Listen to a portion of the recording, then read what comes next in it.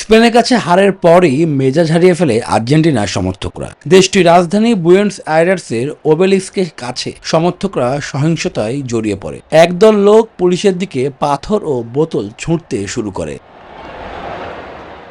এই সংঘর্ষের কারণে এলাকার প্রধান সড়কগুলো বন্ধ করে দিতে বাধ্য হয়, যদিও সেখানে কেউ আহত হয়নি, কাউকে গ্রেপ্তারও করা হয়নি।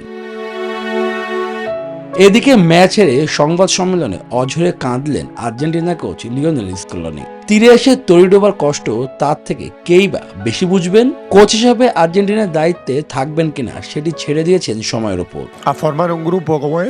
কোচিং স্টাফ এবং খেলোয়াড় হিসেবে আমরা একেবারে শেষ মুহূর্ত পর্যন্ত সবকিছু উজাড় করে দেওয়ার চেষ্টা করেছি এবং আমি মনে করি আমার কিছুটা সময় নিয়ে বিষয়টি আরো ভাবা উচিত। এই জায়গাটা চমৎকার, একটা স্বপ্নের চাকুরি। জীবনে কখনো ভাবিনি যে এমন একটা ফল হবে। খুব খারাপ লাগছে। এদিকে আর্জেন্টিনার রাষ্ট্রপতি হ্যাভিয়ের সামাজিক যোগাযোগ মাধ্যমে ঘোষণা দিয়েছে, দল রানার্স আপ হওয়াকে সম্মান জানাতে জাতীয় ছুটি ঘোষণা করা হবে। শুভদেবনাথ, নিউজ 24।